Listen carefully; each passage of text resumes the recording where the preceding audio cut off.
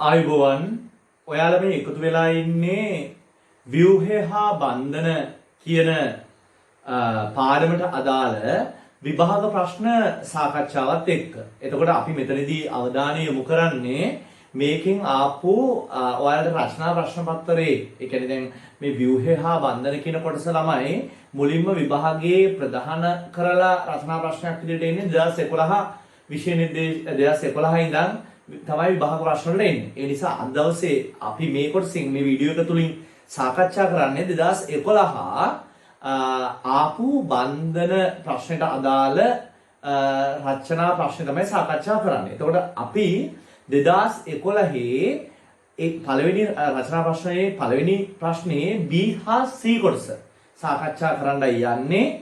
2011 පළවෙනි රචනා ප්‍රශ්නේ ව්‍යුහගත ප්‍රශ්නේ පළවෙනි ප්‍රශ්නේ B හා C කොටස ඔයාලා කරලා ඉවර වෙලා මේ සාකච්ඡාවත් එක්ක එකතු වෙන්න. එතකොට 2011 රචනා ප්‍රශ්න පත්‍රයේ පළවෙනි ප්‍රශ්නේ B හා C කොටස ඔයා විනාඩි 10ක් විතර අරගෙන කරලා මේ සාකච්ඡාවත් එක්ක එකතු වෙන්න.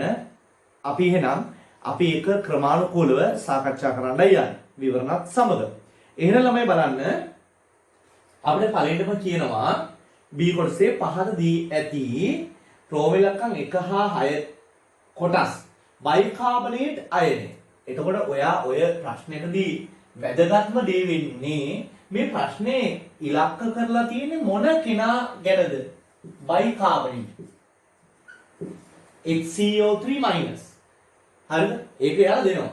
බයිකාබනේට් මත පදනම්ව බයිකාබනේට් හි සැකිල්ල පහත දී ඇත. දැන් ළමයිට වැරදෙන්න පුළුවන් තැනක් තමයි මොකක්ද? ළමයිට වැරදෙන්න පුළුවන් තැනක් තමයි සැකිල්ල දිහා බලලා මේක අඳින්න යනවා. හැබැයි මේ කාගේ සැකිල්ලද කියන එක ගැන අවධානය යොමු කරන්නේ නැහැ. මොකද මුලින්ම බලන්නේ සැකිල්ල දිහා. ළමයි මුලින්ම සැකිල්ල දිහා බලන්න කලින් මේ කවුද කියන එක තේරුම් ගන්න ඕන. එතකොට මේ තියෙන්නේ කවුද? බයිකාබනේට්. එතකොට මෙතන ඍණ එකක් තියෙනවා. හැබැයි මේ සැකිල්ල දිහා බලපුවම ඍණ එක අඳුරගන්න නැහැ. ඒ නිසා ඔයා මම මෙතනදී පාවිච්චි කරන් තියෙන හොඳ උපක්‍රමات එක්කම මම කියලා දෙන්නම්. එහෙනම් එක උපක්‍රමයක් තමයි සැකිල්ලටයි මුලින්ම බලපුවාම ප්‍රශ්න දිහා බලපුවාම ඇහැ යන්නේ. නමුත් සැකිල්ලට ඇහැ ගිහිල්ලා ඍණ එක අමතකුණොත් ලොකු කරදරයකට වැටෙනවා. ඒ නිසා මුලින්ම බලන්න මේ සැකිල්ල කාගේ එකක්ද? ඒක සැකිල්ලට උඩින් දෙන විස්තරය තමයි තියෙන්නේ. එහෙනම් මේක HCO3 බයිකාබනේට් අදාළ සැකිල්ල තමයි මේ තියෙන්නේ. හරි. දැන් අපිට කියනවා ළමයි මේකට අදාළ ලුයිස් ව්‍යුහය නිර්මාණය කරන්න කියලා. එහෙනම් මම දැන් ඔයාලට තියෙන ළමයි විභාග මාකින් එකේ උත්තරේ විතරනේ. මම මෙතනදී ඔයාලට උත්තරේ ගන්න විදිහත් කියලා දෙන්නයි යන්නේ. එහෙනම් හොඳට බලන් ඉන්න.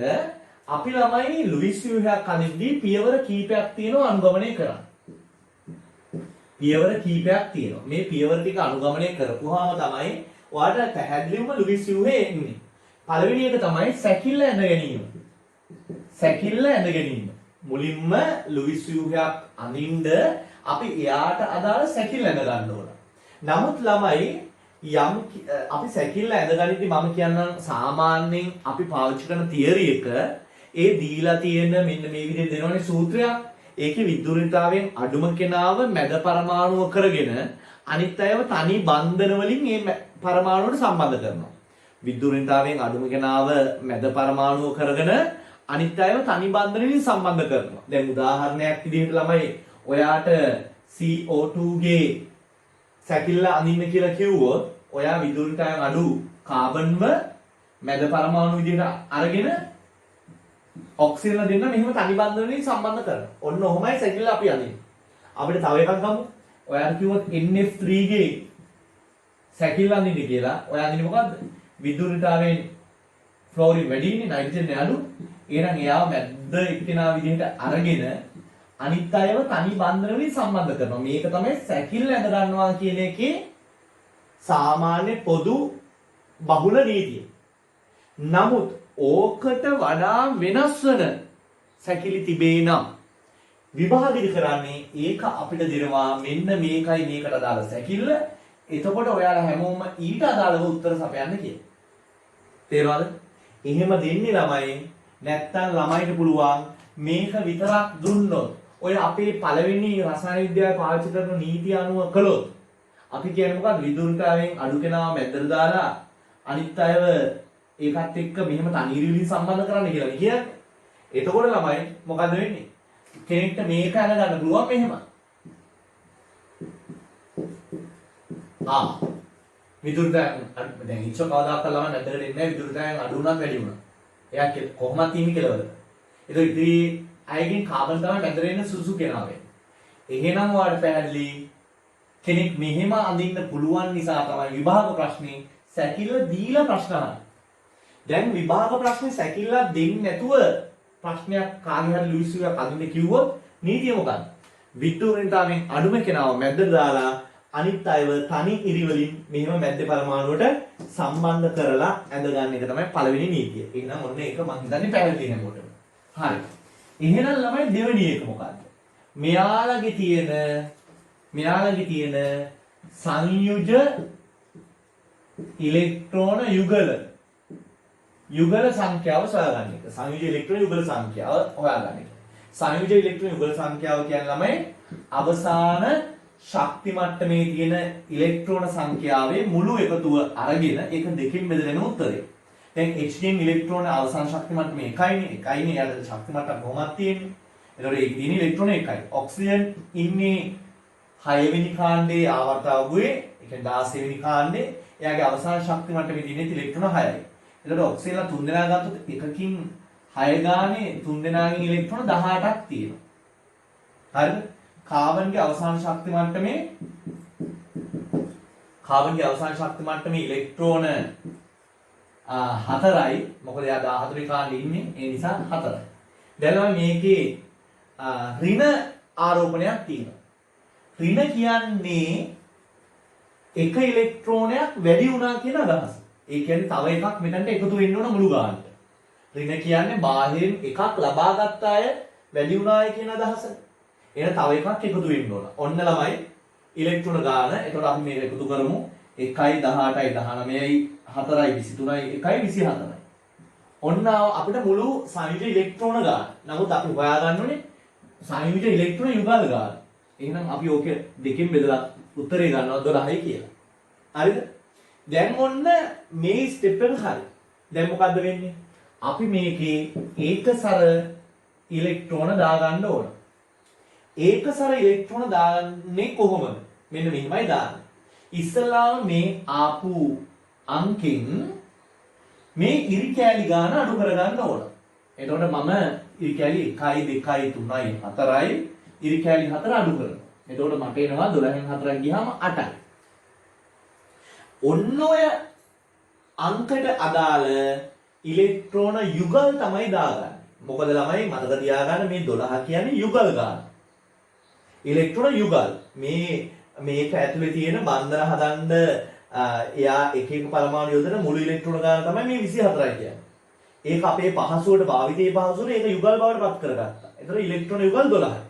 ඒතර මේ ඉරි කෑල්ලක් කියන්නේ යුගල් බන්ධන හදපු යුගලක්. ඒක නිසා තමයි මේ ඉරි කෑලි වල හැංගෙවිලා තියෙන්නේ බන්ධන හදන්න මේ තියෙන 24න් පාවිච්චි වුණු ඉලෙක්ට්‍රෝන යුගල් 1යි 2යි 3යි 4යි. ඒකයි මේ යුගල් මුළු ගාන 12න් මේ 4 අඩු කරගත්තේ. මේ ඉරි කෑල්ලකින් පෙන්නන්නේ ඉලෙක්ට්‍රෝන යුගලක් නිසා. දැන් ආවනේ ළමයි ඉලෙක්ට්‍රෝන 8ක් කියලා. දැන් මේ ඉලෙක්ට්‍රෝන 8 යොදන්නේ මෙන්න මෙහෙම. විද්‍යුත් ඍණතාවයෙන් වැඩිම අයට පළමුව ඉලෙක්ට්‍රෝන 8 සම්පූර්ණ වන පරිදි ඉලෙක්ට්‍රෝන යුගල් යොදනවා. දැන් බලන්න මේ කෝඩ දැන්ටමත් එක යුගලක් තියෙනවා. තව යුගල් කීයක් මදිද? 8ක් වෙන්න නම් ඔක්කොම යුගල් ඕන කීයද? 4ක්. යුගල් 4ක් තමයි ඉලෙක්ට්‍රෝන 8ක් කියන්නේ. මෙයක් එක යුගලක්නේ. එතකොට යුගල් 4 හැදෙන්න තව යුගල් 3යි ඕනේ. ඔන්න ඒක නිසා තිත් යුගල් 3ක් දැම්මා. දැන් අපි ගාව තිත් යුගල් ඔක්කොම කීයද තියෙන්නේ? 8යි තියෙන්නේ. එහෙනම් ඔය විදිහට මෙතනටත් තිත් යුගල් 3ක් ඕන වෙනවා. මෙතනටත් දැන් විදුලි දැන් වැඩි අයනේ මුලින්ම දාන්නේ. තව තිත් යුගල් දෙකක් ඕන වෙනවා. එතකොට ළමයිට ප්‍රශ්නයක් ආවොත් කොහොමද සර් මෙතන දෙකක් ඕන උනේ? ඇයි ළමයි? යම් කිසි පරමාණුවක ඉලෙක්ට්‍රෝන අට සම්පූර්ණ වෙන්න යුගල් ඕනේ 4යිනේ. ඉරි කැලක් කියන්නේ එක යුගලක්නේ. එතකොට මෙයාට දැනටමත් තිබුණා ඉරි කැලි දෙකක්. ඒ කියන්නේ යුගල් දෙකක්. ඒ කියන්නේ තව යුගල් දෙකයි ඕන වෙන්නේ. දැන් බලන්නකෝ තිත් යුගල් දාන 1 2 3 4 5 6 7 8යි. ළමයි අපිට තිබුණේ ඒකසර යුගල් 8යි. ඒ 8ම යොදලා ඉවරයි. කවදාකවත් එක්ස්ට්‍රා යුගල් යොදන්නේ නැහැ. හරි. දැන් ළමයි අපි ඊළඟට කරන්නේ මොකද්ද? අපි ඊළඟට කරන්නේ මෙයාගේ කොහොමත් 8ක් නැහැ. මෙයාගේ කොහොමත් ඉලෙක්ට්‍රෝන දෙකයි මෙයාට උපරිමව තියෙන්නේ. ඒ නිසා මේ එක ඉරි කැලලයි මෙයාට කොහොමත් සම්බන්ධ වෙන්නේ. එයාට තිත් යුගල් දාන්නේ නැහැ. හරි. බලන්න මේ කෙලවර පවතිනාගේ ඉලෙක්ට්‍රෝන 8 සම්පූර්ණද කියලා. සම්පූර්ණයිනේ ළමයි. අපි මොකද 8 ලැබෙන පරිදිනේ මේ යුගල් ටික දාගෙන ආවේ. හරි. දැන් එහෙනම් ඊළඟට කරන්නේ මැද පරමාණුවේ ඉලෙක්ට්‍රෝන 8 සම්පූර්ණ කරන එක. ඒතර මේ මැද පරමාණු මොන જાතියේ පරමාණුවද කියලා බලන්න ඕන. කාබන්, නයිට්‍රජන්, ඔක්සිජන් වගේ පරමාණුවක් නම් හරිද? මධ්‍ය පරමාණුව කාබන්, නයිට්‍රජන්, ඔක්සිජන් වගේ පරමාණුවක් නම් එයාලා බොහෝ වෙලාවට ඉලෙක්ට්‍රෝන 8ක් තියාගන්නයි උත්සාහ කරන්නේ. හරිද? දැන් මෙයාට බලන්නකො ඉලෙක්ට්‍රෝන කීයද තියෙන්නේ කියලා. ඉලෙක්ට්‍රෝන තියෙන්නේ 1 2 3යි යුගල් 3යි. ඉලෙක්ට්‍රෝන යුගල් 3යි. තව එක යුගලක් මදි. තව එක යුගලයි ඕනේ. ළඟ ඉන්න අසල්වාසී 3 දෙනෙක්. මෙයාට යුගල් දෙකක් තියෙනවා. මෙයාට යුගල් 3ක් තියෙනවා. මෙයාට යුගල් 3ක් තියෙනවා. මෙයා යුගල් ගාන ගත්තාම මෙයා ටිකක් දුප්පත් මේ දෙන්න ඊට වඩා පෝසත්. නිසා මෙයාට එක යුගලක් මදි. නිසා මෙයාගෙන් හරි ඔය යුගලක් ගන්නවා. අන්න එහෙමයි හිතන්න. මෙයා දුප්පත් නිසා යුගල් දෙකයි තියෙන්නේ. මෙයාට යුගල් 3ක් තියෙනවානේ. ඒ නිසා මේ දෙන්නම යුගල් 3 ගාන ඉන්න පෝසත් අසල්වාසීන් දෙන්නෙක් නිසා මෙයා Tamanට එක යුගලක් මදි නිසා මෙයාලගෙන් ඒ යුගලක් ඉල්ල ගන්න. හැබැයි ළමයි මෙයාලා ඒ යුගල දෙද්දි මෙයා හරි ඒ යුගල දෙද්දි එයා ඒ යුගල දෙන්නේ එයාට පාඩුවක් නොවන විදිහට. ඒ නිසා මම මෙයාව තෝරගන්න යුගල දෙන කෙනා විදිහට. එතකොට එයා යුගල දෙන්නේ ඔන්න එයාගේ යුගල මම මැකුවා අනිවාර්යෙන්ම කන්න ඕන. මෙයාට පාඩුවක් නොවන විදිහට. ඒ කොහොමද? හවුල් යුගලක් විදිහට.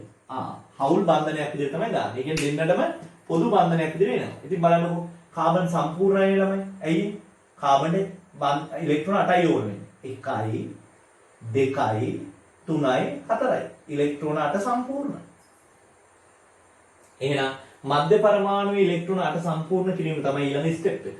අවසාන ස්ටෙප් එක ළමයි මොකක්ද? අවසාන ස්ටෙප් එක මේකේ ආරෝපණ හොයන එක. අපි කියනවා ඒ වල මොන ආරෝපණ කියලාද? විධිමත් ආරෝපණ. විධිමත් ආරෝපණ සොයන එක තමයි අවසාන ස්ටෙප් එක. ළමයි මම දැන් මෙතනදී ඊටමත් ඉක්මනට ඇත්තට මේ ප්‍රශ්නේදී අවශ්‍ය දෙයක් නෙවෙයි. නමුත් ඔයාලා බහුතරයකට ගැටලු තියෙන නිසා මම ලුයිස් ව්‍යුහයක් අඳින්නේ කොහොමද කියන එකත් ස්ටෙප් එකකින් ස්ටෙප් එකට මෙතන විස්තර කරලා දුන්නා. හරි? එතකොට ඔන්න අවසාන ස්ටෙප් එක කොහොමද මෙව්වල මෙහිම ලිව්වට පස්සේ ආරෝපණ හොයන්නේ කියන එක. මම ඒකට ලේසි ක්‍රමයක් කියලා දෙන්නම්. ඔන්න බලන්න. ආරෝපණ හොයන්නේ මෙන්න මෙන්න. ඔයා මේ ඕනම පරමාණුවකට මේ සමීකරණ දාන්න. හරි ලේසි. ඔය එන ආරෝපණයට කියන්නේ ළමයි විධිමත් ආරෝපණය කියලා. ඔය එන ආරෝපණය කියන්නේ විධිමත් ආරෝපණය කියලා. ඔය හැම පරමාණුවකම දැන් මෙහෙම ඇඳලා පස්සේන පරමාණුවක ඔයා මෙන්න මේ තියරි එක දාන්න. මොකද්ද? ඒ අදාළ පරමාණුවේ කාණ්ඩ අංකයෙන් හරිද? කාණ්ඩ අංකයෙන් අඩු කරන්න එයා වටා තියෙන ඉරි කෑලි ගණන දන තිත් ගන්න. අනේ ළමයි ලස්සනට ඔයාලට එතන දෙන්න ඕන ආරෝපණය එනවා. මම ඔන්න බලන්න ඔයාලට ඒක දාලා පෙන්නන්න. ඔයා මෙන්න මේ ඔක්සිජන්ට ඔය සමීකරණ දාන්න. ඔක්සිජන්ට කාණ්ඩාංකය මොකද්ද? 6 වෙනි කාණ්ඩය. එයාට සම්බන්ධ ඉරි කෑලි කීයක්ද තියෙන්නේ? 2යි තියෙන්නේ. එයාට සම්බන්ධ තිත් කීයක් තියෙනවද? 1යි 2යි 3යි 4යි. බලන්නකො ළමයි මේ උත්තරේ කීයද? බිංදුව. මේ 6න් 2 දන 4 කියන්නේ 6යි 6න් 6ක් ගියම බිංදුව. හරි නේද? මෙතන බලන්න. ඉරි කෑලි 1යි එතකොට 6න් අඩු වෙන්නේ 1 තිත් 1 2 3 4 5 6 තිත් කීයද? තිත් 6යි. උත්තරේ 6න් 1 ධන 6 කියන්නේ 7යි 7ක් අඩු වෙනවා. එතකොට ඍණ එකක් එනවා. ඒ කියන්නේ මෙතන ආරෝපණය වෙනවා කොච්චරද? ඍණ එකක් කිය. හරිද? ඔයා ওই සමීකරණය මෙතනට දාන්න. කාණ්ඩාංකීය කාබන්ගේ කීයද? 4යි. එයාට සම්බන්ධ ඉරිකැලි කීයද? 1 2 3 4යි. එයාට සම්බන්ධ තිත් එකක්වත් නැහැ. එහෙනම් 4න් 4ක් ගියාම බිඳුවයි. එයාට කිසිම ආරෝපණයක් එන්නේ නැහැ. ආරෝපණයක් එන්නේ නැත්නම් දාන්න යන්නේ නැහැ. අපි මෙතන දැම්මෙත් නැහැ. මෙතන දැම්මෙත් නැහැ. මෙයාට විනා ආපු නිසා නේ කියලා දැම්මා. ඔයා ওই සමීකරණය මෙයාට දාන්න. කාණ්ඩාංකීය කීයද? 6යි. ඉරිකැලි කීයද? ඉරිකැලි 1 2යි. තිත් කීයද? 1 2 3 4යි. ළමයි උත්තරේ බිඳුව. මේ 6න් 6ක් ගියාම බිඳුව. එහෙනම් මෙයාට කිසිම ආරෝපණයක් දෙන්නේ නැහැ. ඔය සමීකරණය මෙයාට දාන්න. කාණ්ඩාංකය 1යි ඉරිකැලි 1යි තිත් නැහැ. උත්තරේ බිඳුව. තේරෙනවද? එහෙනම් ළමයි ඔයාලා මේ ඔක්කොම ටික කරන්නේ කටු වැඩ පොළ. කිසිම වෙලාවක ප්‍රශ්න පත්‍රයේ මේ කටු වැඩ කරන්නේ නැහැ. එතකොට අපි පිරිසිදුව ලුයිස් ව්‍යුහය තනි කරලා හරියට ඇඳලා පෙන්වන්න ඕන. එහෙනම් මම මේ ඔයාට මේ ප්‍රශ්නේ මතක් කරලා දුන්නේ අපේ මේ වීඩියෝ මාලාවේ ඔයාට දිගහැරෙන පළවෙනි වීඩියෝ එක තමයි මේක.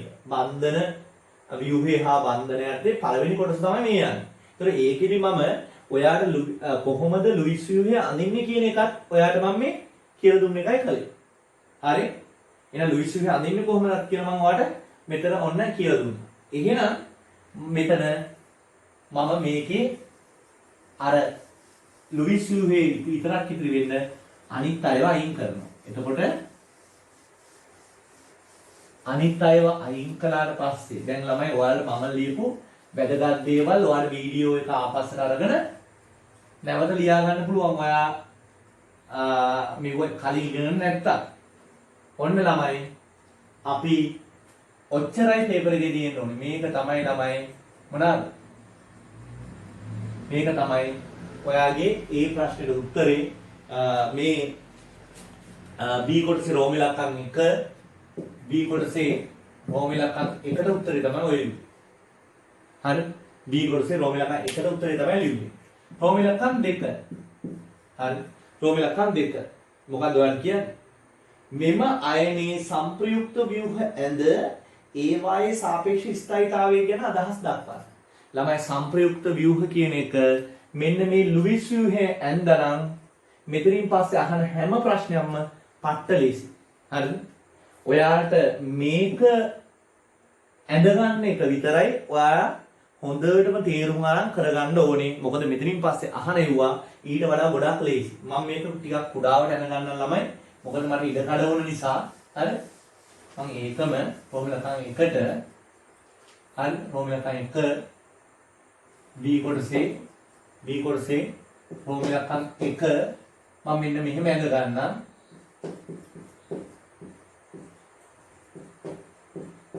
ඔයාලා මේ බන්ධනේ ඩබල් බොන්ඩ් එක මෙතන තිබුණත් ප්‍රශ්නයක් නැහැ. හරි? ඒක ප්‍රශ්න නැහැ මම කිව්වනේ. මේ දෙන්නගෙන් කැමති කෙනෙක්ගෙන් ඔයාලා ඉලෙක්ට්‍රෝන ඉල්ල ගන්න පුළුවන්. ඒ නිසා මෙයාට ඍණ ආව මම එයා දාව ඍණ දාන්නම්. ඔයා මෙතන ඩබල් බොන්ඩ් එක තිබුණා මෙතනට ඍණ එන්නේ. මේ දෙකෙන් ඕන එකක් හරි. ඒ කියන්නේ මේක හෝ මේක. ඔය උත්තර දෙකෙන් ඕන එකක් හරි.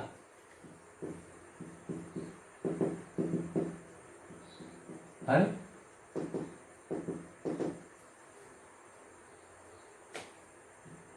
ඔන්න හරි. ළමයි ඔන්න එහෙනම් වැඩේ පැහැදිලි මං හිතන්නේ ඔයාලට. හරි? වැඩේ පැහැදිලි. එහෙනම් රෝම ඉලක්කම් 2. ඔයාලට කියනවා මේගොල්ල සංප්‍රයුක්ත ව්‍යුහ අඳින්නද. ළමයි මම මේගොල්ලට එන විභාගයේ වෙන් වෙලා තියෙන ලකුණු එකම කියන්න. ළමයි ඔය පළවෙනි එකට වෙන් වෙලා තියෙනවා ළමයි ලකුණු 7ක්. මේකට ලකුණු 7ක්. මේ ලකුණු 7ක් වෙන් වෙලා තියෙනවා විභාගෙ. හරි? එහෙනම් රෝම ඉලක්කම් 2. රෝම ඉලක්කම් 2 තමයි මේකට අදාළව ඔයාට කියනවා සංප්‍රයුක්ත ව්‍යුහ අඳින්නද. ළමයි සංප්‍රයුක්ත ව්‍යුහ අඳින එක මාරම ලේසි. මම මේ කියලා දෙන විදිහටම කරන්න. ඔයා කරන්න ඕනේ නිවැරදි ලුයිස් ව්‍යුහය අරගෙන ඒකේ සැකිල්ල අඳින්න සැකිල්ල කියන්නේ ළමයි අර මුලින්ම දුන්නු එක මේ ඔන්න ඕක. ඔයා අඳින්න කැමති වාර ගානක් මෙන්න මේ ඊතලේ දාලා. හරි? කැමති වාර ගානක් අඳින්න ඔන්න ඔය ඊතලේ දාලා. හරි ලේසියි. ඔය ඊතලේ දාලා ඔයාලට කැමති වාර ගානක් අඳින්න පුළුවන්. මම මෙතන 3 පාරක් යන ගන්නවා. හැබැයි මතක තියාගන්න මේ හැම සැකිල්ලක්ම මේ ඊතලෙන් සම්බන්ධ වෙන්න ඕන. ඒ ඊතලෙ තිබුණ නැත්නම් මේ එකකටවත් ලකුණු ලැබෙන්නේ නැහැ. හරි.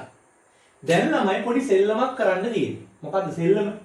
මෙන්න මෙතන තියෙනවා ළමයි බන්ධන දෙකක්. එක බන්ධනයක් සිග්මා එක බන්ධනයක් ෆයි. ඔය විදිහේ බන්ධන දෙකක් පරමාණු දෙකක් අතර තියෙනවා. අපි දන්නන්නේ පරමාණු දෙකක් අතර අපි මෙහෙම ගමු. පරමාණු දෙකක් අතර තනි බන්ධනයක් ඇති වෙනවා නම් ඒ බන්ධනේ මොන බන්ධනයක්ද? සිග්මා බන්ධනය. පරමාණු දෙකක් අතර බන්ධන දෙකක් තියෙනවා නම් එකක් සිග්මා වෙද්දී අනිත් බන්ධනේ ෆයි බන්ධනයක් වෙනවා. පරමාණු දෙකක් අතර සිග්මා බන්ධන තුනක් තියෙනවා නම් මොකද වෙන්නේ? බන්ධන දෙකක් ෆයි එක බන්ධනයක් සිග්මා. ඔන්න ඔහොමයි එන්නේ. පැහැදිලි? ඔන්න ඔහොමයි එන්නේ. එතකොට ඔයාලට ඒකින් පැහැදිලි වෙනවා මෙන්න මේක තනි බන්ධනයක්, මේක තනි බන්ධනයක්, මේක තනි බන්ධනයක්. ඒ කියන්නේ මේ අවස්ථාවේ තියෙන්නේ. එතන තියෙන්නේ සිග්මා බන්ධනය විතරයි. හැබැයි මෙන්න මේ දෙන්න අතර බන්ධන දෙකක් තියෙනවා. හරියට මේ අවස්ථාවවල. එහෙනම් එකක් සිග්මා එකක් ෆයි බන්ධනයක්. බන්ධන තුනක් යම් විදිහට පරමාණු දෙකක් අතර තිබුණොත් එක බන්ධනයක් සිග්මා අනිත් බන්ධන දෙක ෆයි බන්ධන වෙනවා. තේරෙනවද? සහසංයෝජ බන්ධන වර්ග දෙකක් තියෙනවා. එක බන්ධන වර්ගයක් සිග්මා බන්ධන කියලා කියනවා. අනිත් බන්ධන වර්ගය ෆයි බන්ධන කියලා කියනවා. එතකොට මේ සිග්මා බන්ධනයි ෆයි බන්ධනයි කියලා සහසංයෝජ බන්ධන වර්ග දෙකකට බෙදන්න හේතු වෙන්නේ ඒව හැදෙද්දී ඒ කාක්ෂික අතිච්ඡාදනය වන විදිහ බලලා. රේඛීය අතිච්ඡාදනය වෙනවා නම් සිග්මා, පාර්ශ්වික අතිච්ඡාදනය වෙනවා නම් ෆයි. ඒක වෙනම කතාවක් නිසා මම මෙතනින් එහාට ඉගෙන විස්තර කරන්න යන්නේ නැහැ. හරි. එහෙනම් අපි බලමු. දැන් ඔන්න වැඩේ පැහැදිලි. මොකද්ද වැඩේ? ඔන්න මේකේ ෆයි බන්ධන එකයි තියෙන්නේ. දැන් පොඩි සෙල්ලමක් තියෙනවා. මොකද්ද? ওই ෆයි බන්ධනේ මේ තියෙන විදිහටම අපි දාගන්න. ඊට පස්සේ මේ ෆයි බන්ධනේ සුදුසු පරිදි තැම්මට මාරු කරන්නයි තියෙන්නේ. කියන්නේ ෆයි බන්ධනේ මම මෙතනට දැම්මා වගේ මෙතනට දාන්නත් පුළුවන්. ඕනනම් මෙතනටත් දාන්න පුළුවන්. හරියට සෙල්ලමක් වගේ මෙතනට දාන්න පුළුවන්, මෙතනට දාන්න පුළුවන්, මෙතනට දාන්න පුළුවන්. හැබැයි තමයි සෙල්ලමටවත් මෙතනට දාන්න බෑ. ඇයි? සෙල්ලමටවත් හයිඩ්‍රජන් බන්ධන දෙකක් හදන්නේ. ඒ නිසා කවදාකවත් හයිඩ්‍රජන් ෆයි බන්ධන එනවද? එන්නේ නැහැ. ඩබල් බොන්ඩ් එනවද? එන්නේ නැහැ. තනි බන්ධන පමණයි හයිඩ්‍රජන් හදන්නේ. ඒ නිසා හැමදාම හයිඩ්‍රජන් ව්‍යුහයක ඉන්නේ කෙලවර පරමාණුවක් විදිහට. හරි? කෙලවර පරමාණුවක් විදිහට තමයි හැමදාම හයිඩ්‍රජන් ව්‍යුහයක ඉන්නේ.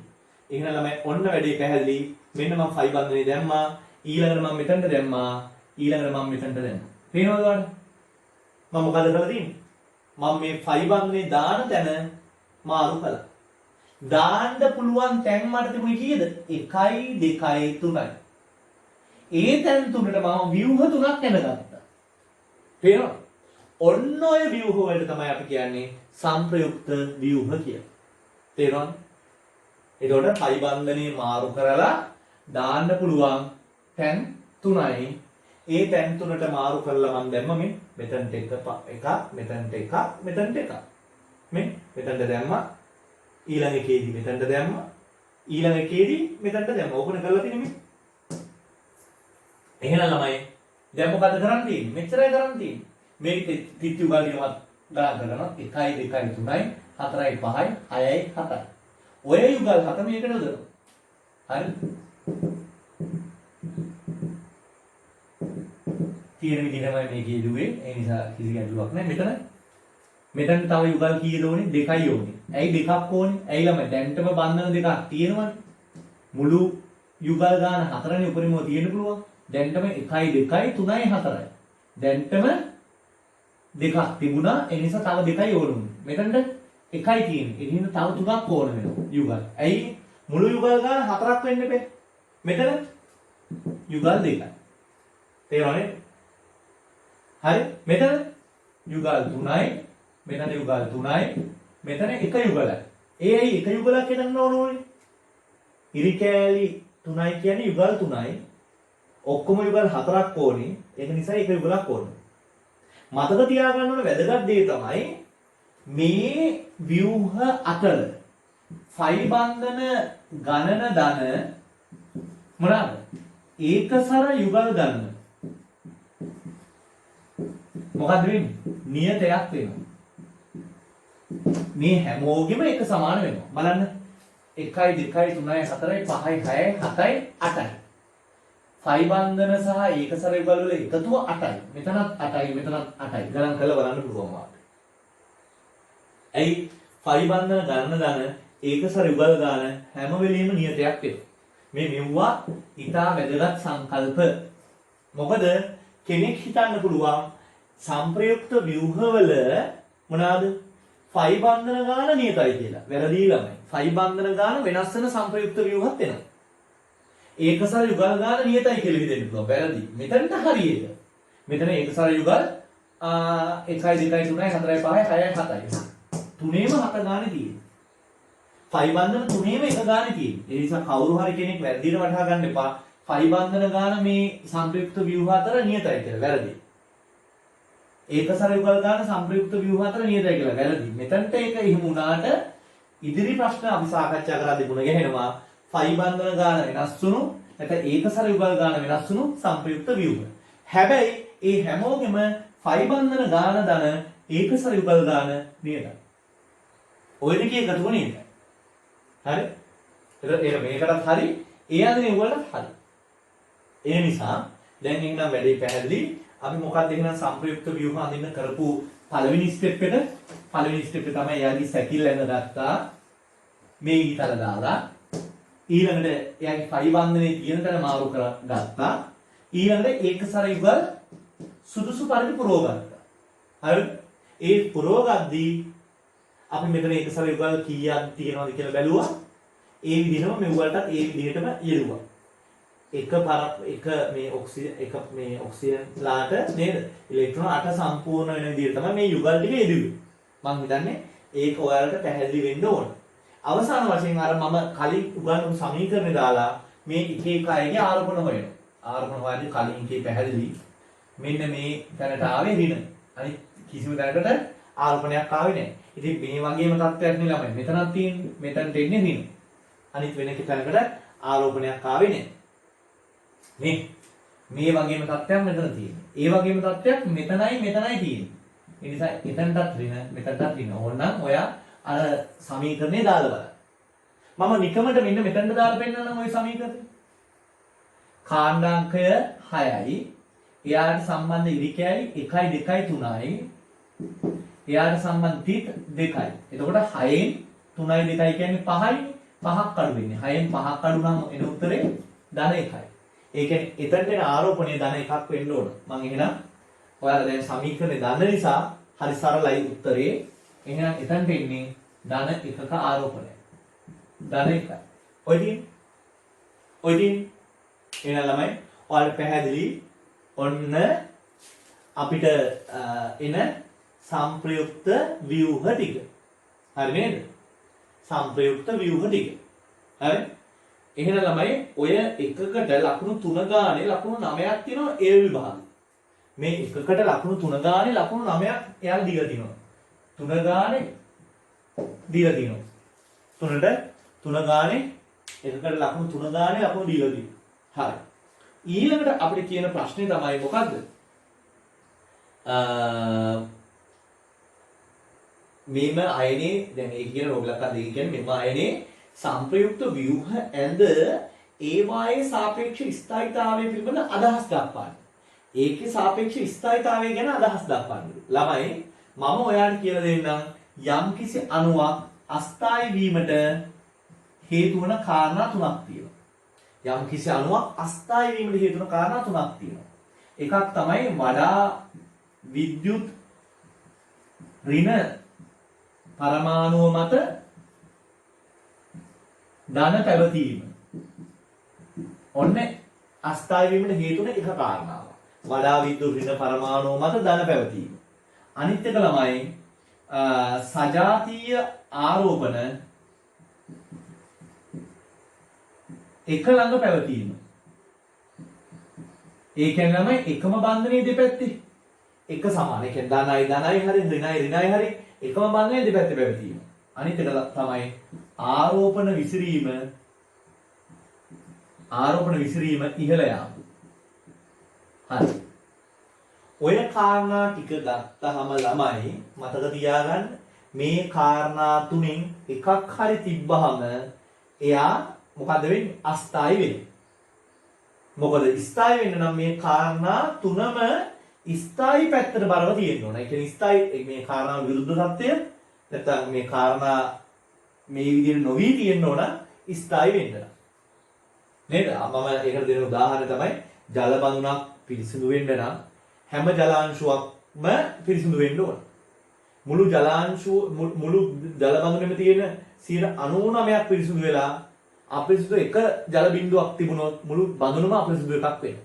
ඒ වගේ තමයි. අස්ථායි වීමට එක හේතුවක් ඇති අණුවම අස්ථායි කරන්න. හේතු කීයක් ස්ථායි කරන්න තිබුණත් එකක් තිබුණොත් අස්ථායි වෙන්නේ ඒක අස්ථායි වෙනවා. නිකන් හිතලා බලන්න. ඔය හේතු වලින් එකක් හරි මෙතන තියෙනවද? වඩා විදුර වෙන කෙනා කවුද? ඕ. එයා මත මොන ආරෝපණයක්ද තියෙන්නේ? ඍණ ආරෝපණයක් තියෙන්නේ.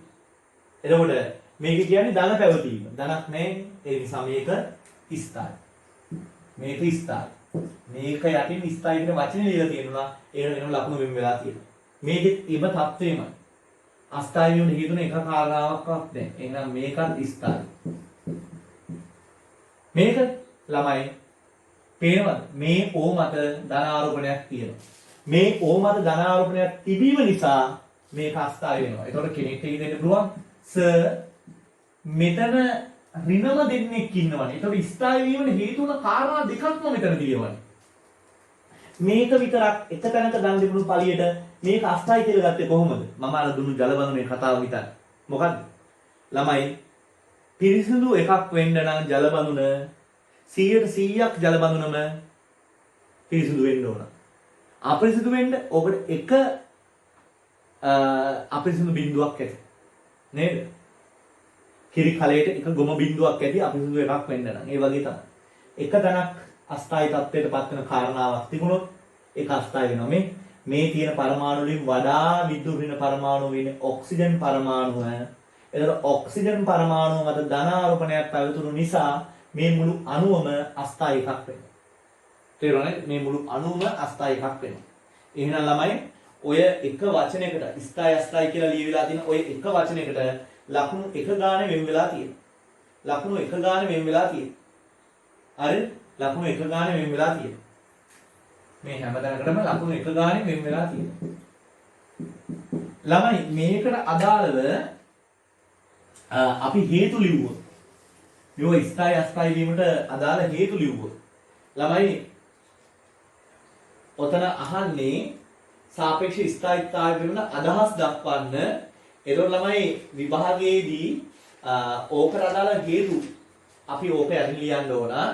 එතකොට මෙතන හේතු ලිව්වොත් ස්ථායි වීමට මොකද්ද හේතු වෙන්නේ? වඩා විද්‍යුත් ඍණ ඕ පරමාණුව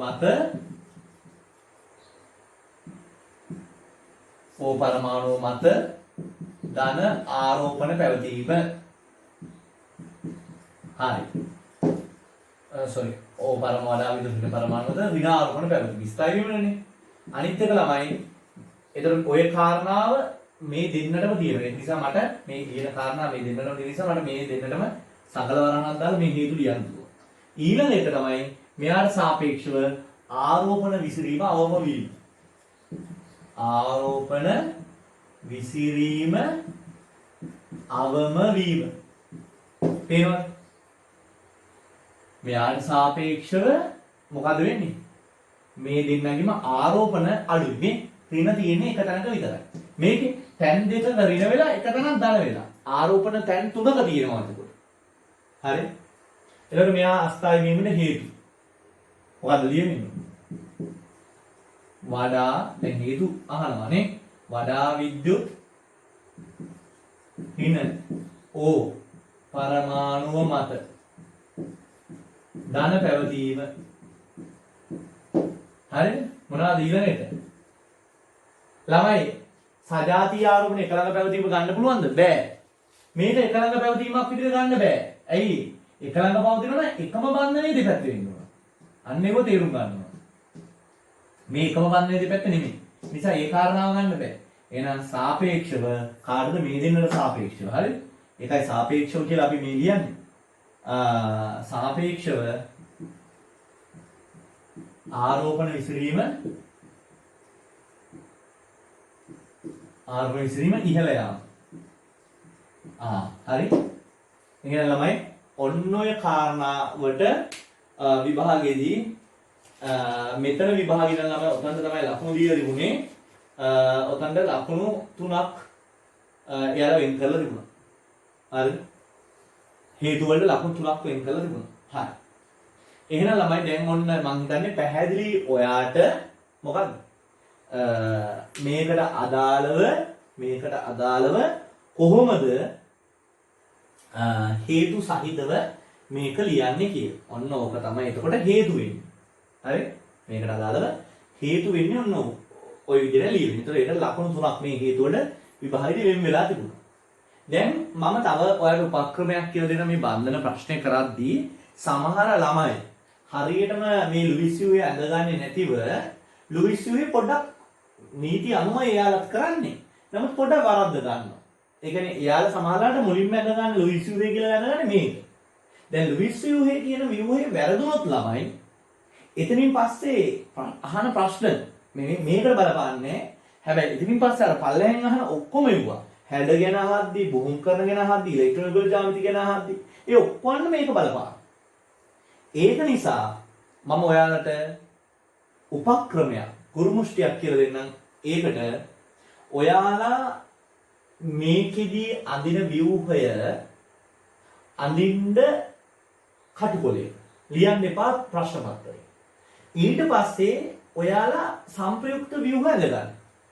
ඇඳගත්තයින් පස්සේ දැන් ඔයා දන්නවා මේ වගේ ව්‍යුහයක් මේ වගේ ව්‍යුහයකට සාපේක්ෂව අස්තයි. මේ දෙන්න ඊට සාපේක්ෂව ස්ථායි. එතකොට ලුයිස් ව්‍යුහය වෙන්නේ අඳින්න පුළුවන් ව්‍යුහ අතරින් වඩාම ස්ථායි ව්‍යුහය හෝ ව්‍යුහ කීපය. දැන් මෙතන ව්‍යුහ දෙකක් ඇවිල්ලා දිනවා. එක සමානයි ස්ථායිතාවය එක සමාන විදිහට මේ දෙකම ස්ථායි. ඒ නිසා මේක හෝ මේක දෙකම දෙකින් ඕනම එකක් මේ උඩ උත්තරේ ලුයිස් ව්‍යුහයේ විදිහට අපිට ගන්න පුළුවන්. නිසා ඔයා ලුයිස් ව්‍යුහයේ එතකොට මේක ඇඳලා පස්සේ මේකේ තියෙන එව් වලින් හොඳම ව්‍යුහය මොකක්ද කියලා බලලා ඒක මේකේ උත්තරේ විදිහට ලියා ගන්න ඔයාලට පුළුවන්. ඒක මේකෙදී පාවිච්චි කරන්න ඔයාලට ලැබෙන ඔයාලට පාවිච්චි කරන්න පුළුවන් උපකරණයක්. හරි? හරි. එහෙනම් ළමයි වෙන වැඩේ පැහැදිලි හරි. එහෙනම් දැන් මම මේ පොඩ්ඩක් මකනවා. මෙතනින් පස්සේ අහන එකට උත්තරේට යන්නයි යන්නේ. හරි?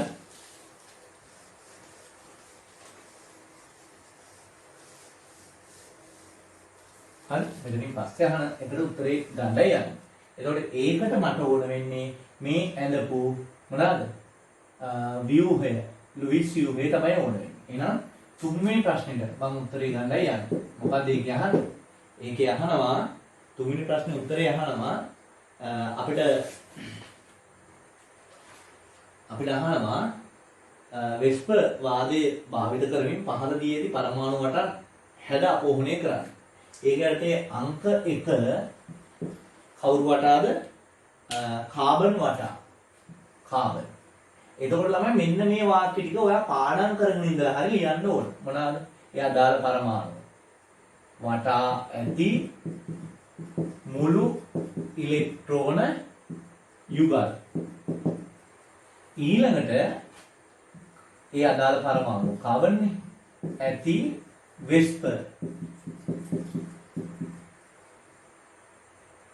යුගල්. මොකද්ද මේ වෙස්පර් යුගල් කියන්නේ? තියෙන වටේට තියෙන පුළුවන් යුගල් තුනයිනේ තියෙන්නේ. එකක් සිග්මා බන්ධන, එකක් ෆයි බන්ධන, එකක් ඒකසර යුගල්නේ. පරමාණුක වටේට තියෙන පුළුවන්. તો මුළු යුගල් කියද්දි ඔය වර්ග තුනම ලියනවා. වෙස්පර් යුගල් කියද්දි මෙයාව ලියන්නේ නැහැ. සිග්මා ධන ඒකසර යුගල් තමයි වෙස්පර් යුගල් කියන්නේ. හරි? ඊළඟට ළමයි අපිට මේ අපේ පහසුව සඳහා මම මේ වාක්‍යය ලියනවා. මේක අත්‍යවශ්‍ය නෑ. මේක ලකුණු වෙන් වෙලා නෑ. නමුත් අපිට මේක ලියලා යන එක ලේසි. මොකද්ද? සිග්මා බන්ධන ගන්න. ඊළඟ මේ වාක්‍ය අනිවාර්යයෙන් ලියන්න ඕන. ඒකසර යුගල් ගණන ඊට පස්සේ හැඩය. ළමයි මේ ව්‍යුහේ දිහා බලන් ඔය වාක්‍ය ටිකට අදාළ උත්තර කෙරුවා නම් නිකම්ම හැඩේනවා. ඔයා බලන්න. කාබන් වට ඇති මුළු ඉලෙක්ට්‍රෝන යුගල් ගන්න කීයද? මෙන්න කාබන්. එයා වටයි ඉරිකැලි 1 2 3 4යි. 4යි. එහෙනම් තිත් නෑනේ. එහෙනම් යුගල් ගාන 4යි. එයා වටා වෙස්ප කියන්නේ ෆයි බන්ධන නැතිව සිග්මා බන්ධන ගානයි ඒකසර යුගල් ගානයි. එතකොට 1 2 3යි. 1 2 3යි. 3යි තියෙන්නේ. එහෙනම් කාබන් වටා තියෙන වෙස්ප යුගල් ගාන 3යි. ෆයි බන්ධන නැතුවයි ගාන අහන්න. ඊළඟට එයා වටා සිග්මා බන්ධන 1 2 3යි. සිග්මා බන්ධන 3යි. එයා වටා ඒකසර යුගල්. මෙයා වටා තිත් තියෙනවද? මෙයාට සම්බන්ධ තිත් නැහැ. තිත් බිඳුව. ළමයි හැඩ වගුවේ ඔයා පාඩම් කරලා තියෙන්න ඕන. ඒ සිග්මා බන්ධන තුනක් වෙලා ඒකසර යුගල් බිඳුවක් වුණාම හැඩෙන්නේ මොකද්ද? තලීය ත්‍රිකෝණාකාර හැඩයක් එන්නේ. තලීය ත්‍රිකෝණාකාර තමයි කාබන් වටා හැඩය වෙන්නේ. ඔන්න උත්තරේ. කාබන් වටා හැඩය වෙන්නේ තලීය ත්‍රිකෝණාකාර. තේරෙනවද? කාබන් වටා හැඩය වෙන්නේ තලීය ත්‍රිකෝණාකාර. හරි? එතකොට ළමයි ලකුණු මෙන්න මෙහිමයි වෙන් වෙලා තියෙන්නේ. මෙතනට ලකුණු 1යි, මෙතනට ලකුණු 1යි, මෙතනට ලකුණු 1යි. තේරෙනවද? මෙතනට ලකුණු 4යි. තේරෙනවද? ඔන්න ඔහොමයි ලකුණු වෙන් වෙලා තියෙන්නේ. හරි? මම කියවනේ මේ වාක්‍ය ලියද්දී මට පහසු වෙන්නයි ලියන්නේ කියලා. ඒතර අර ලේසින් 3 බිංදුව කියලා තත්ගල ගන්න. සිග්මා බන්ධන 3යි එකසර බිංදුවයි මේ නිසා හැඩය තලිය ත්‍රිකෝණාකාරය කියලා අපිට ගන්න පුළුවන්. ඒතර ළමයි මෙන්න මේ ව්‍යුහේ දිහා බලාගෙන මේ වාක්‍ය ටික පාඩම් කරගන්න. ඒ වාක්‍ය ටික පාඩම් කරගෙන හරි? ඒ වාක්‍ය ටික පාඩම් කරගෙන ඔයා ඒ වාක්‍ය ටික පිළිවෙලට ලියලා හැඩය ගන්නයි තියෙන්නේ. දැන් ඔය රෝගලකම් එකට අදාළව කාබන් වටානේ ඔය හැඩේ ගත්තේ. අපෙන් ඊළඟට අහනවා මොකක් වටාද? අපෙන් ඊළඟට අහනවා H ට සම්බන්ධ O. H ට සම්බන්ධ O කියන්නේ මෙයාට ඕක අහනවා. එහෙනම් අපි ඒක ලියමු. රෝගලකම් දෙක. ඔන්න H ට සම්බන්ධ O ට අදාළව ඕක කරන්න යන්නේ. හරි?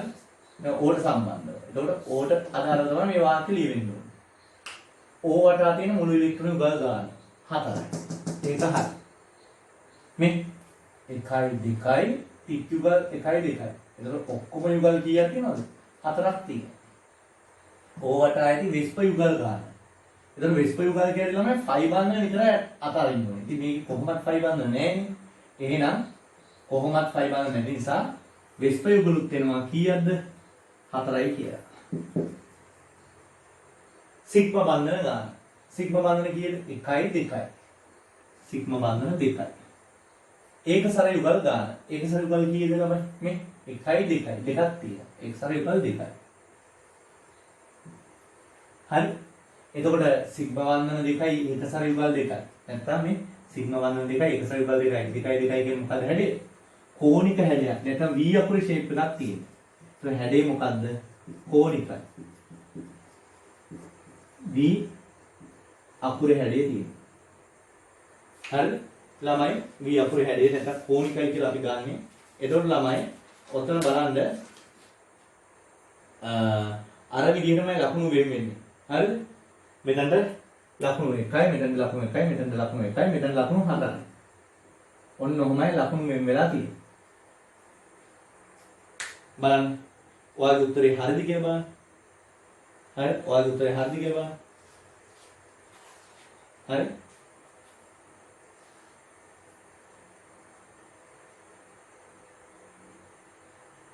හරි.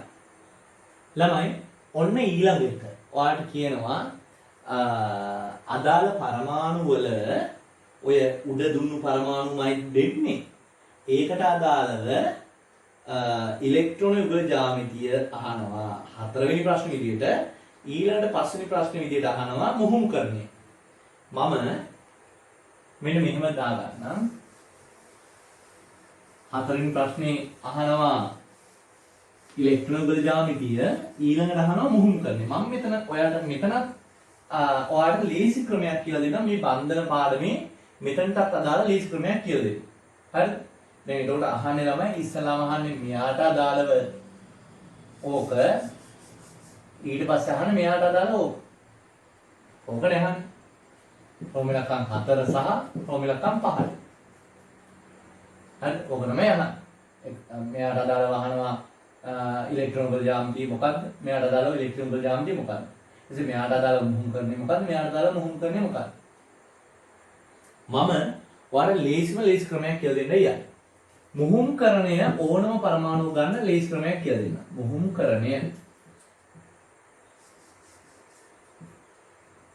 මුහුම්කරණය ළමයි වර්ග 3යි A level එකට අපිට හම්බෙන්නේ. SP, SP2, SP3. ඔය තමයි ළමයි මුහුම්කරණය අපිට මුණ ගැහෙන වර්ග 3. හරිද? ළමයි ඔය මුහුම්කරණයට තියෙනවනේ ළමයි අකුරු ගාන. S අකුරයි P අකුරයි. ඒ කියන්නේ මෙතන අකුරු දෙකයි. මෙතන S අකුරයි P අකුරු දෙකක් වගේ තියෙන්නේ. පේනවනේ. ඉතින් අපි ගන්නෙ 1යි මෙතන 2යි කියන්නේ ඔක්කොම 3යි කියලා. මෙතන S අකුරයි P අකුරු 3යි. ඒ කියන්නේ ඔක්කොම අකුරු ගන්න 4යි කියලා අපි ගන්න. පේනවද? එතකොට මම මේක ලියාගත්තේ මොකද්ද? මුහුම්කරණයේ අකුරු ගන්න. මුහුම්කරණයේ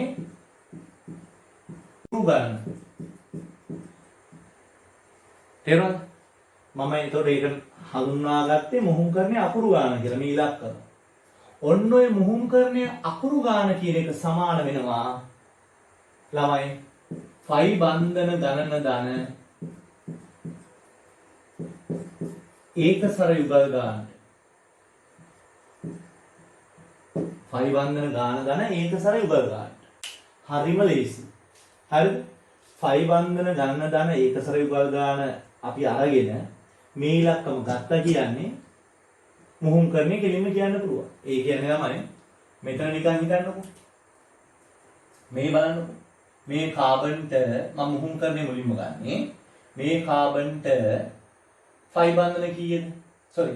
මේ ෆයි බන්ධන නෙමෙයි ළමයි සිග්මා බන්ධන සෝරි. සිග්මා බන්ධන. මෙයාට සිග්මා බන්ධන කීයද? සිග්මා බන්ධන 1යි 2යි 3යි. සිග්මා බන්ධන 3යි. ඒකසරය කීයද? ඒකසරය බල එකක්වත් නැහැ. එතකොට දැන් එයාට එන්නේ සිග්මා බන්ධන 3යි ඒකසර එකක්වත් නැහැ. උත්තරේ එන්නේ කීයද? 3යි කියලානේ.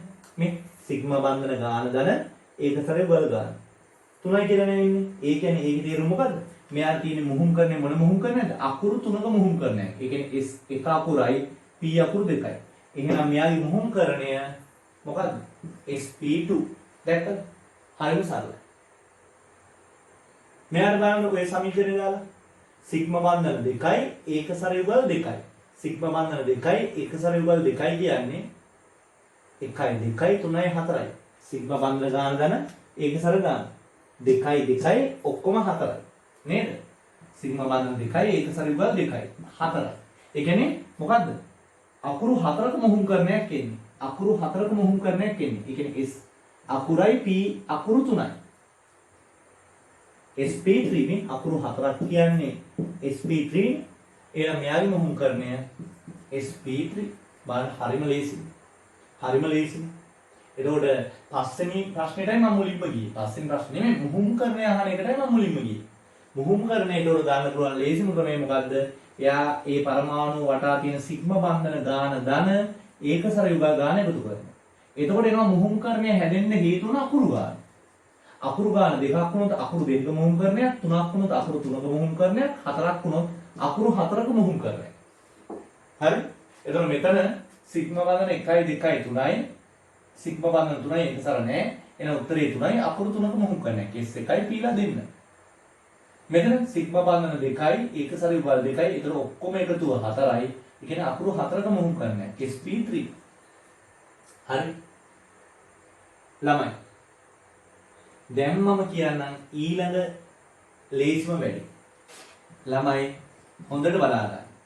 මුහුම්කරණයේ sp ආවොත් ඉලෙක්ට්‍රෝන යුගල ජ්‍යාමිතිය අනිවාර්යයෙන්ම රේඛීය. මුහුම්කරණයේ sp2 ආවොත් ඉලෙක්ට්‍රෝන යුගල ජ්‍යාමිතිය තලීය ත්‍රිකෝණාකාර. ඉලෙක්ට්‍රෝන යුගල ජ්‍යාමිතිය sp3 කියලා આવොත් මොකක්ද? ඉලෙක්ට්‍රෝන මේ මුහුම්කරණයේ sp3 කියලා આવොත් ඉලෙක්ට්‍රෝන යුගල ජ්‍යාමිතිය චතුස්තලීය. ළමයි ඔච්චරයිනේ ඕන වෙන්නේ. මේ තියෙන ළමයි මුහුම්කරණයේ මේ තියෙන ඉලෙක්ට්‍රෝන යුගල ජ්‍යාමිතිය. ඉතින් ළමයි ඔයා මේක පාඩම් කරගන්න. sp උණු ත්‍රිකීයයි, sp2 උණු තලීය ත්‍රිකෝණාකාරයි, sp3 උණු චතුස්තලීය.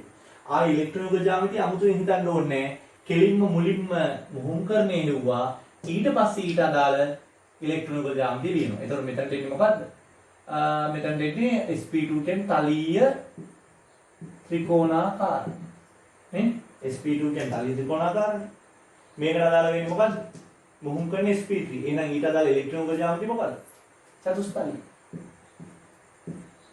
එහෙනම් ළමයි හතරවෙනි ප්‍රශ්නේ කාබන්ට අදාළව ඉලෙක්ට්‍රෝන යුගල ජ්‍යාමිතිය තලීය ත්‍රිකෝණාකාර, ඕට අදාළව චතුස්තලීය. ඊළඟට පස්වෙනි එකේ අහන මුහුම්කරණය කාබන්ට අදාළව sp2, ඔක්සිජන්ට අදාළව sp3. හැබැයි අපි ලේසි ක්‍රමයකට ගත්තේ මුලින්ම මුහුම්කරණ අරගෙන ඊළඟට ඉලෙක්ට්‍රෝන යුගල ජ්‍යාමිතිය ගත්තා. ඇයි අපි ගාව තියෙනවා මුහුම්කරණය ගන්න ලේසි ක්‍රමය. ඔය තමයි ළමයි මුහුම්කරණය ගන්න තියෙන ලේසි ක්‍රමය. මොනවාද? ඕනම පරමාණුක සිග්මා බන්ධන ගාන දන ඒකසර යුගල ගාන ඒ දෙකේ එකතුවෙන් ලැබෙනවා මුහුම්කරණයේ අකුරු ගාන. එතකොට සිග්මා බන්ධන දන ඒකසර වලින් එන්නේ 1 2 3යි නම් ඒකේ තේරුම අකුරු තුනේ මුහුම්කරණය. sp2 මේ තේරෙනවනේ පොඩි ළමයිට උනත් තේරෙනවා මේ අකුරු දෙකයි දෙකක් කියන්නේ අකුරු දෙකේ මුහුම්කරණය. තුනක් කියන්නේ අකුරු තුනේ මුහුම්කරණය. එක අකුරයි පීලා අකුරු දෙකයි. හතරයි කියන්නේ අකුරු හතරේ මුහුම්කරණය. කියන්නේ s එක අකුරට පීලා අකුරු තුනක් තියෙනවා. හරි? හරිද ලීස්? හරි? මම මෙතනදී ළමයි ඔයාලම ටාගට් කරන්නේ පහසුවෙන් විනාඩි 10කට මේ ප්‍රශ්න දෙක කෙරෙන්න ඕන. તો විනාඩි 10කට කෙරෙන්න නම් අපි මේ කිටි ක්‍රම සියල්ල දැනන් සිටිය යුතුයි මේ ප්‍රශ්නේ කරන්න. හරි? එහෙනම් ළමයි දැන් ඔන්න 5 හා 4 ප්‍රශ්න වල උත්තර හරි. කාබන්ගේ තලීය ත්‍රිකෝණාකාර ඉලෙක්ට්‍රෝන යුගල ජ්‍යාමිතිය ඔක්සිජන්ගේ චතුස්තලීයයි. ඒකනේ අහන්නේ. කාබන්ගේ ඉෂ්ඨ සම්බන්ධ ඔක්සිජන්ගේ ඊළඟ මුහුම්කරණය අහනවා. කාබන්ගේ sp2 ඔක්සිජන්ගේ sp3. හරි මේ එව්වලට ලකුණු වෙන් වෙලා තියෙන්නේ ලකුණු 3 ගාන. ඔය එකකට ලකුණු 3 ගාන වෙන් වෙලා තියෙනවා. 3යි 3යි 3යි 3යි බලන්න. හරි පහසුවෙන් ලකුණු ගන්න පුළුවන් ඔය කොටසේ. හරි? ඊට පස්සේ අපෙන් අහනවා ඉහත එකෙහි අඳින ලද ලුයිස් වී අඩංගු පහත දී ඇති සිග්මා බන්ධන සෑදීම සඳහා සහභාගී වන පරමාණු කාක්ෂික හෝ මුහුම් කාක්ෂික හඳුනා ගන්න. ඔන්න මම ඒකත් ඉතාමත් ලේසි ක්‍රමයකට කියලා දෙන්න. ඔන්න බලන්න. හරිම ලේසි. ඒ ප්‍රශ්නේ හරිම ලේසි. ළමයි මුළු බන්ධන ප්‍රශ්නේ බන්ධන වලින් අහන ප්‍රශ්නේ සම්පූර්ණයෙන්ම 100%ක්ම ඔයාලට ඒක කොට දා ගන්න පුළුවන්. මේ බලන්න. ඒකත් ලේසි ක්‍රමය පාවිච්චි කරන්න. මොකද්ද? මේ බලන්න. ඔයා මම මේක ටිකක් ලොකුවට ඇදලා පෙන්නන්න. H O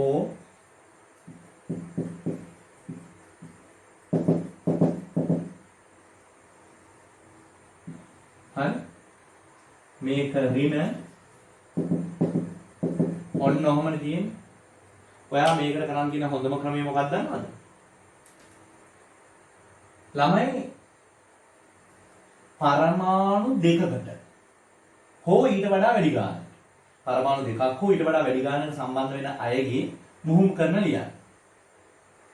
අපි හොයාගත්තනේ මෙයාගේ sp3 මෙයාගේ sp2 මේ වගේ එකක් පරමාණු දෙකකට හෝ ඊට වඩා වැඩි ගානකට සම්බන්ධලා තියෙනවා. දෙකකට නෙමෙයි එකකට සම්බන්ධලා තියෙනවා. ඒතකොට පරමාණු එකකට සම්බන්ධලා තියෙන අයගේ මුහුම් කරන ලියන්න එපා. ඒ වගේ අයගේ ඉලෙක්ට්‍රෝන වින්‍යාසයේ අවසාන උපශක්ති මට්ටම ලියන්න. දැන් කොහොමද ළමයි ඉලෙක්ට්‍රෝන වින්‍යාසයේ හයිඩ්‍රජන්ගේ 1s1 නේ. ඒතකොට එයාගේ තියෙන්නේ මෙච්චරයිනේ කොහොමද ලියන්න වෙන්නේ? මෙයා කිව්වොත් ඉලෙක්ට්‍රෝන වින්‍යාසයේ අවසාන එක ඔක්සිජන් කියවම ඉලෙක්ට්‍රෝන වින්‍යාස ලියන්නේ 1s2 2s2 2p4. ඒ ඔක්සිජන් කියන 8යිනේ. 2 2 4 8යි. ඒකේ අවසාන උපශක්ති මට්ටම ලියන්න. අවසානම උපශක්ති මට්ටම ඉලෙක්ට්‍රෝන පුතේ. හරි? තේරෙනවද? එතකොට ඔයා මේ අදාළ පරමාණු කෙලවරක ඉන්නවා. සරලව කියනකොට කෙලවරක ඉන්නවා. ඒ කියන්නේ එක පරමාණුවකට පමණයි නම් බැඳලා තියෙන්නේ. එක පරමාණුවකට පමණයි නම් බැඳලා තියෙන්නේ. මෙයත් ඒ කතාවමයි. එයාලගේ මොකද්ද ලියන්න ඕනේ? එයාලගේ ඉලෙක්ට්‍රෝන වින්‍යාස ලිව්වහම අවසාන ඉලෙක්ට්‍රෝනෙ පිරෙන උපශක්ති මට්ටම ලියන්න. මැද්දේ ඉන්න සෙට් එකේ ඉන්නවනේ. එයාගේ මුහුම් කරන ලියන්න. ඔන්න ඔහම ලියන්න. දැන් ඔයාලට ඔය ඕනම බන්ධනයක් හැදෙන කාක්ෂික මොනවද කියලා අහුවොත් ප්‍රශ්නයක් ඔයාලට උත්තර ලියන්න පුළුවන්. දැන් ඉස්සෙල්ලාම අහන්නේ මෙන්න මේ C සහ O අතර. ඉස්සෙල්ලාම අපෙන් ප්‍රශ්නය අහන්නේ මෙන්න මේ බන්ධනය. හරි? මම මෙතන මෙහෙම දාන්න. මෙන්න මේ බන්ධනය හැදෙන්න හේතු වන කාක්ෂික හඳුනා ගන්නද? ඒතර ඔයාලා උත්තර ලියන්නේ කොහමද? ඔයාලා ලියනවා එයාලා විශේෂයෙන් හඳුනා දෙන O ඒව නැහැනේ. හරි. ඔයාලා ලියනවා OHI දැන් මේ O නේ මොකද්ද මේ? sp3 sp3 මුහුම් කාක්ෂික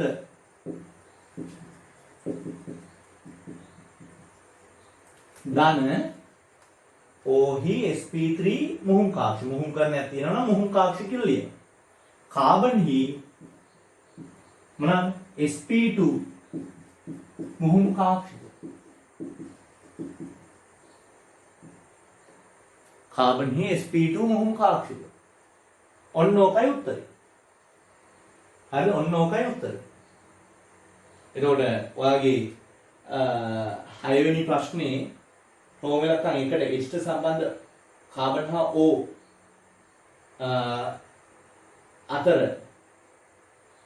හරි H සම්බන්ධ O හා කාබන් අතර එතකොට මෙන්න මෙහෙමයි. OHI sp3 මුහුම් කාක්ෂිකය ධන කාබන් හි sp2 මුහුම් කාක්ෂිකය. ඕකයි උත්තරේ. ඊළඟ එක අහන්නේ O හා H අතර.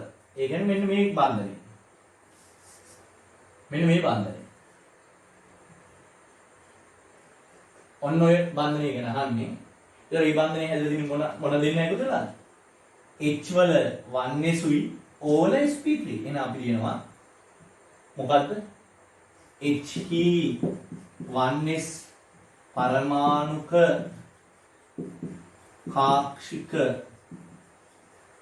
ධන මොනවාද? OHI sp3 මුහුම් කාක්ෂික. මම ඉඳලා නිසා මෙහෙම ලිව්වා. අර මම ඔයාලට තේරෙන්න ඕන නිසා මම ව්‍යුහය ඇඳලම කියලා දුන්නේ ඒකයි. උත්තර වලට එන්න ඕනේ මේ පේලියයි විතරයි. හරි? තේරෙනවද?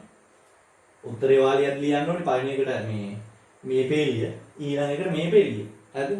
ඒ කියන්නේ 6 රෝම ඉලක්කම් එකට එන්න ඕනේ මේක 6 රෝම ඉලක්කම් දෙකට එන්න ඕනේ මේ වාක්‍ය. එච්චරයි. එන විදිහයි මම මේ කියලා දුන්නේ. හරි? ඒකට ඒක පාවිච්චි කරන්න තියෙන උපක්‍රමය තමයි ඔය කියලා දුන්නේ. නිකන් හිතන්න ඕකේ හොය කියලා මේ බන්ධනය හැදලා තියෙන මොකෙන්ද කියලා. ඒතර උත්තරේ එන්නේ කොහොමද? කාබන් හි sp2 මුහුම් කාක්ෂික ධන OHI 2p පරමාණු කාක්ෂික. මේකට මුහුම් කරණයක් සලකන අවස්ථා දීලා ඔයාලට සමානලාට ප්‍රශ්න මේ උත්තරේට දීලා තියෙන පුළුවන් ඒක හෝ මේක කියලා. ඔයා එකක් මත තියාගන්නකො හරීම එක මත තියාගන්න. මේ මොකද කෙලවර පවතින අයගේ A level මට්ටමේදී මුහුම් කරන අපි සලකන්නේ නැහැ. එතකොට 2p කියලා ලියුණා නම් ඇති. එතකොට මේ ලියන උත්තරේට 100 ලකුණු හම්බ වෙනවා. නිසා කිසි ගැටලුවක් නැහැ, පැටලෙ වෙන්නේ නැහැ. එතකොට මේ බන්ධනය ඔයාගේ විභාගයේ අහලා නැහැ මෙතන. අහලා දෙනවා ඔයාලා ලියවෙන්නේ කාබන් හි sp2 මුහුම් කාක්ෂික ධන OHI 2p පරමාණු කාක්ෂික කියලා. එහෙම ලියුණා නම් හරි. තේරුණාද? හරි. එහෙනම් ඔන්න වැඩේ සම්පූර්ණයි. ඔතනට ළමයි ලකුණු 3 ගානේ ලකුණු 6ක් තියෙනවා. ඔතනට ලකුණු 3 ගානේ ලකුණු 6ක් තියෙනවා. හරි? ඔතන ලකුණු 3 ගානේ ලකුණු 6ක් තියෙනවා නේ. එක තැනකට මේ එක තැනකට 3 ගානේ 6ක් තියෙනවා. ඒතර මෙතනටත් 3 ගානේ 6ක් තියෙනවා. එහෙමයි තියෙන්නේ. හරි. ඊළඟට ඔන්න අපිට දෙනවා දැලිස් සම්බන්ධ ප්‍රශ්නයක්. හරිද? දැලිස් සම්බන්ධ ප්‍රශ්නයක් තියෙන්නේ C කොටස. ළමයි මම මේකේ A කොටස සාකච්ඡා කළේ නෑනේ මේ ප්‍රශ්නේ. ඇයි? ඒ ප්‍රශ්න ටික වෙනම අරගෙන වෙනම වීඩියෝ මාලාවක් විදිහට මම ඒක සාකච්ඡා කරනවා. හරිද? ඒකේ තියෙන ළමයි විවිධ විචලනයන්. විද්‍යුත්තාවය, පරමාණු කාර්යය, අයනීකරණ ශක්තිය, බන්ධන කෝණ. හරිද? ඒ වගේ දේවල්. ඒ ටික මම වෙනමම අරගෙන මම ඒක සාකච්ඡා කරනවා. බන්ධන වලින් එන ටික තමයි මේ වීඩියෝ මාලාව තුළ මම සාකච්ඡා කරන්නේ. එතකොට තමයි මේක කියන පහත දී ඇති වගුවේ magnesium, carbon dioxide, silicon dioxide, sodium chloride, magnesium oxide යන ද්‍රව්‍ය පහෙහි ද්‍රවාංක ආසන අගයන් සහ විද්‍යුත් සන්නායකතා වලින් දක්වනවා. ද්‍රව්‍ය ලෙස නම් කර ඇති සාපේක්ෂ ඇති තීරුවේ උචිත ද්‍රව්‍ය සූත්‍ර ලිවීමෙන් වගුව සම්පූර්ණ කරන්න. හරි. අපි දැන් හොඳට වගුව කියමු. මේ 2011 පළවෙනි ප්‍රශ්නේ C කොටස. රචනාත්මක පේපරේ පළවෙනි ප්‍රශ්නේ C කොටස. ද්‍රවාංකය 3200යි 1100යි 920යි 200යි 1900යි. දැන් ඔයාලට ඉතාමත් පැහැදිලි. දැන් ඔන්න 1 2 3 4 5. 1 2 3 4 5. මෙතන ඉන්න අයගෙන් ද්‍රවාංකය අඩුම වෙන්නේ කවුද? 200. උඩ ඉන්න අයගෙන් කවුද ඉන්නේ? Magnesium, carbon dioxide, silicon dioxide, sodium chloride. Magnesium කියන්නේ ලෝහයක්, කාබන් ඩයොක්සයිඩ් කියන්නේ වායුවක්, SiO2 කියන්නේ වැලි වලට, NaCl කියන්නේ ලුණු වලට, මැග්නීසියම් ඔක්සයිඩ් කියන්නේ මැග්නීසියම් ලෝහයේ ඝන ඔක්සයිඩ්. එහෙනම් වායුවක් විදිහට ඉන්න කාබන් ඩයොක්සයිඩ් තමයි අඩුම මොනවාද? ද්‍රවාංකය පෙන්වන්න ඕනේ. එහෙනම් හතරට එන්නේ කාබන් ඩයොක්සයිඩ්. හතරට එන්නේ කාබන් ඩයොක්සයිඩ්. හරිද? ඊළඟට ඝන අවස්ථාවේ විදුලි සන්නායකතාවය. ඝන අවස්ථාවේ විදුලි සන්නායකතාවය විශිෂ්ට කෙනෙක්ට ඉන්නේ එක්කෙනයි.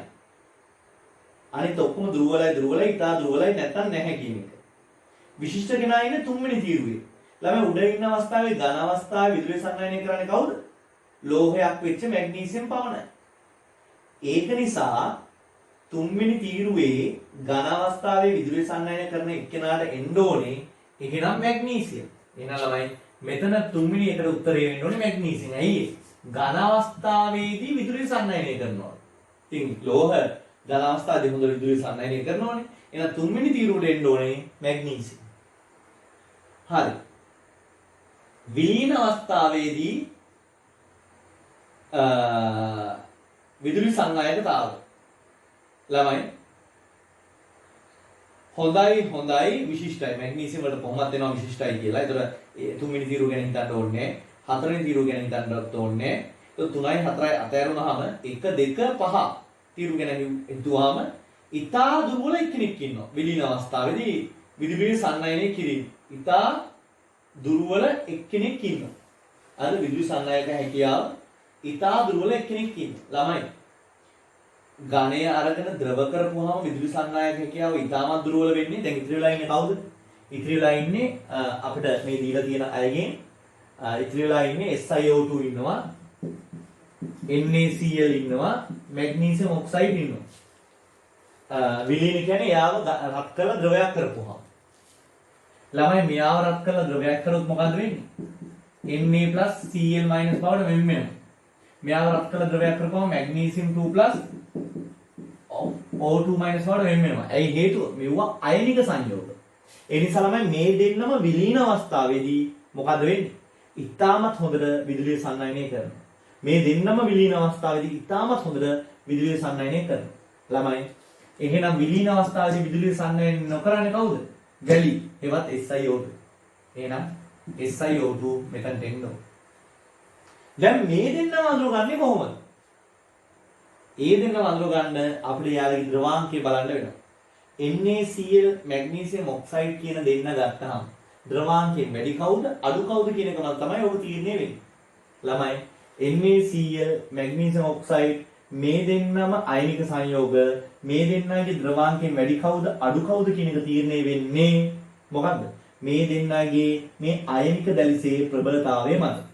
මම තියරි එක කියලා දෙන්නම්. මම මේක අපි උගන්වලා තියෙන්නේ මොකද්ද? මේ විදිහට අයනික දැලිසක ප්‍රබලතාවයේ මයින්න විවිධ ක්‍රම තියෙනවා. ඒකෙන් මම මෙතනට අදාළ වෙන එකක දෙයක් කියන්නම්. යාළගේ මොනවාද? ධන හා ඍණ අයන ආරෝපණ ඉහළ වුණා. ආරෝපණ වැඩි වුණා. අර ධන හා ඍණ අයන වල ආරෝපණ වැඩි වුණාම මේ දැලිස ප්‍රබල වෙනවා. ඊළඟ එක තමයි ධන හා ඍණ අයන වල අරය අඩු වුණාම ওই දැලිස ප්‍රබල වෙනවා. එතකොට අයනික දැලිස ප්‍රබල වේ. එතකොට තමයි ඔයාලට එතනින් පැහැදිලි වෙනවා ධන හා ඍණ අයන ආරෝපණයෙන් වැඩි වෙලා තියෙන්නේ කාගෙද? මැග්නීසියම් ඔක්සයිඩ්ගේ. ධන හා ඍණ අයන වල අරය ඔයාලට ඉතාමත් පැහැදිලි සෝඩියම්ට වඩා මැග්නීසියම් 2+ අරයෙන් කුඩයි. තේරුණානේ? එහෙනම් ඒ පැත්තෙන් ගත්තහම මෙයාට තව මාර්කයක් ලැබෙනවා. එහෙනම් එතනින් පැහැදිලි වෙනවා සෝඩියම් ක්ලෝරයිඩ්ට වඩා මැග්නීසියම් ඔක්සයිඩ්ගේ අයනික දැලිස ප්‍රබලයි කියලා. ඒ කියන්නේ ළමයි ඉහළ ද්‍රවාංකයක් තියෙන්නේ ඔතන කියන විදිහට 3200 ඊළඟ එකතු වෙලා තියෙන ඉතිරි වෙලා තියෙන 1100යි. එහෙනම් මැග්නීසියම් ඔක්සයිඩ් තමයි මොනවාද? ද්‍රවාංකී ඉහළ කෙනා. එහෙනම් මෙයා වෙන්න ඕනේ සෝඩියම් ක්ලෝරයිඩ්. ඔන්න ඔය විදිහට තමයි ඕකේ උත්තර මොනවාද? අපි තෝරා ගන්නේ. ඔය එකකට ලකුණු 4 ගානේ 5ට 20ක් ලකුණු තියෙනවා. හරි. එහෙනම් ළමයි අපි 2012 විභාග ප්‍රශ්නෙත් එක්ක ඊළඟ වීඩියෝ එකේදී හමු වෙමු. එතකොට මේ කාරණා ටික ඔයාලට නොතේරුණා නම් නැවත පාරක් බලලා තේරුම් ගන්න. හරි.